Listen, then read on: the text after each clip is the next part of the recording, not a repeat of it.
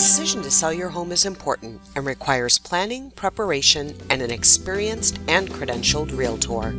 Make sure you work with a credentialed realtor who is an SRS, which stands for Seller Representative Specialist.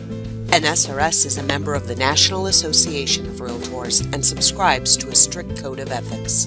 And a realtor with the SRS designation has taken an additional step by completing advanced specialized training in seller representation. You need a professional who knows what is happening in your market, who understands contracts, who will represent your interests, and who is an experienced negotiator.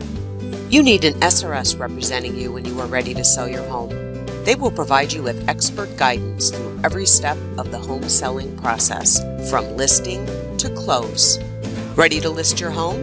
Look for an SRS who will be your advocate.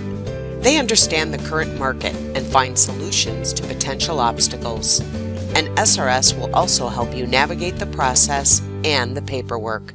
An SRS understands your perspectives and is qualified and committed to helping you achieve a successful transaction. Work with an SRS who will help you take your property from for sale to sold. You can feel confident working with an SRS who delivers client-level services with integrity.